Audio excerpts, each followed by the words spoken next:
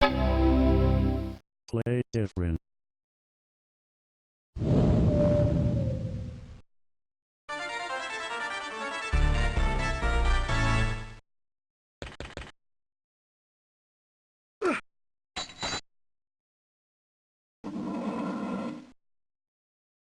When Silicon Beach Software released the original Dark Castle in 1986, it was a massive success. It won numerous awards, and stayed on Macworld's list of top-selling Mac entertainment programs for an incredible 39 months. In fact, it did so well that the game's programmer, Jonathan Gay, paid for his entire college tuition with his cut of the sales. It should come as no surprise then that they developed a sequel. It was released in 1988, only 2 years after the original, under the title Beyond Dark Castle.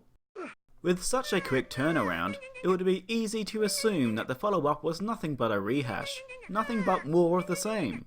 And in some respects, you'd be exactly right. The majority of art assets from the original are reused, and the core mechanics remain the same.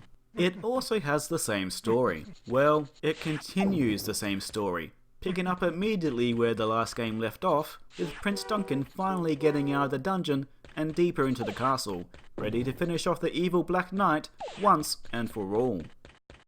Both games also have a similar structure in that there is a main screen with a selection of doors, and the player can head through any of them, giving the game a small sense of non-linearity. Although, like the original game and in other games such as Mega Man, there is an order which I believe to be the optimum path. The main difference between this game and the original in this respect is that it's no longer possible to head straight to the Black Knight, as 5 orbs must be collected from around the castle and placed on pedestals before the player can face him. This not only stops players from skipping a majority of the game, it also prevents newcomers from accidentally wandering into a fight they are very unprepared for. But yes, at first glance, it can feel like a cash grab, and this actually was the case, because when I asked the designer, Mark Steven Pierce, what the team's aims were for the sequel, he said, and I quote, "to make more money." What can I say? At least he's honest. Plus, and this is the important bit, this was only one half of what they wanted to attempt. The other half was to explore Dark Castle deeper, to see how far they could push the original concepts and experiment with new ones. And this is precisely what they did. Though there is indeed a fair amount of deja vu while playing Beyond Dark Castle, there is also plenty of new art, enemies, traps, and all the levels are completely different. There are also several new mechanics, which is what I'm going to focus on. First of all, there is the health bar. Now that may sound like something that would make the game easier. Oh how naive you are, dear viewer. The game is still full of one-hit kills, just like the original. In fact, things that wouldn't harm you in the first game, such as falling slightly too far or running into a wall, now causes health loss. Oh right, it's also always slowly depleting, making it act as a timer. The good news is that there are occasionally health pickups, the meter replenishes between screens, and there are some cases where things that were previously one-hit kills will now instead drain your health.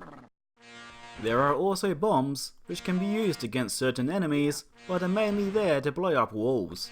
Keys also play a bigger role in this sequel. They can be found dotted around the castle to help the player get through the occasional locked door. There are also gas cans to collect, which power the personal helicopter during side-scrolling flying sections, turning the game into a simple shoot-'em-up. These segments are nothing to write home about, but they're a fun change of pace from all the platforming.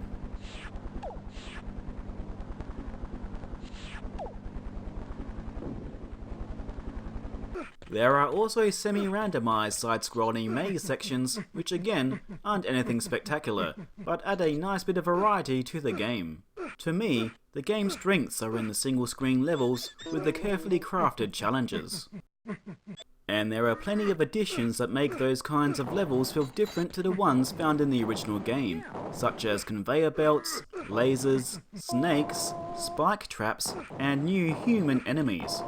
Each screen feels more dense than any found in the original game, and the entire castle has a stronger sense of place thanks to additional detail.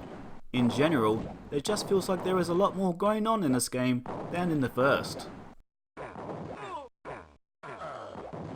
Aesthetically, I especially like the clock tower, which combines moving obstacles with background details to make a memorable scene. Beyond Dark Castle also adds two very useful features. The first is the computer room, which allows the saving and restoring of games. This is appreciated as the game is quite longer than the original, and it also helps rein in the difficulty of the game a bit. And frankly, it would be pretty insufferable if players had to start from scratch after every game over.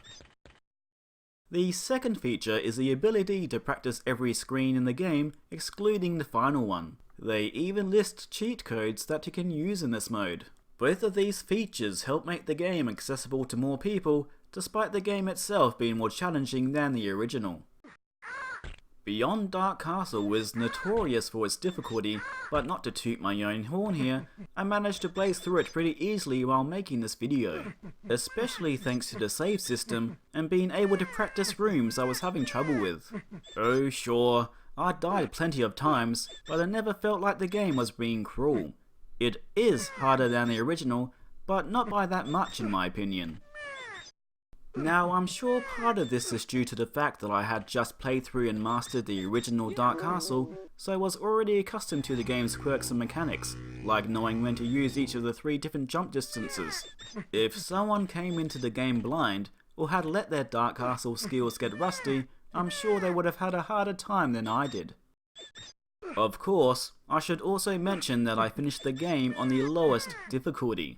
The difficulty levels are something I didn't talk about much in the last video, so I'll go deeper into it here. Not only do the higher difficulties add more enemies to deal with, they can also change level design or alter the game mechanics.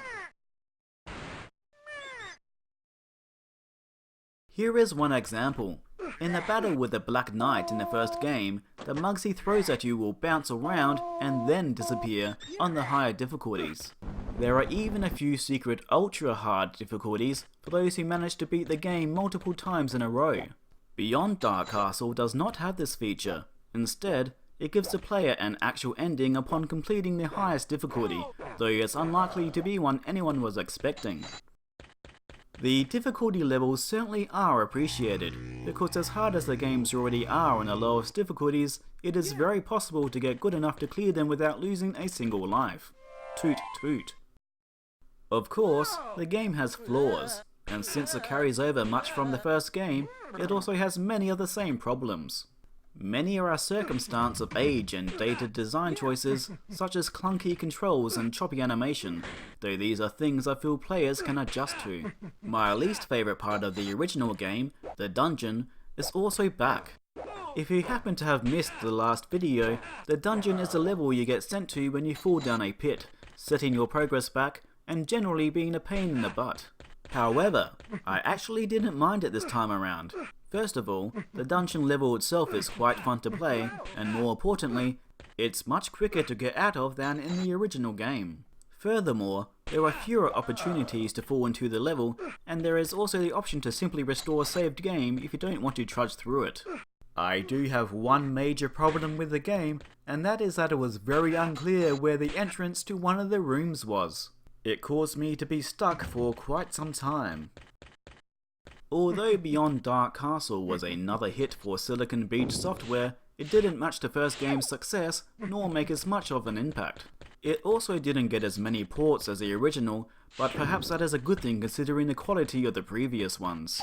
It was also to be the last game published or developed by Silicon Beach, as again, while it was a success, they found their productivity software such as Superpaint to be much more lucrative, primarily thanks to their much higher price tags. In 1990, the founder of the company, Charlie Jackson, sold it to the Aldous Corporation and used the money to train to become an Olympic shooter. In 1993, at the age of 43, he made the US team. There was to be a colour remake from Delta Teo after they remastered the original game, but unfortunately the first release didn't sell enough to justify it.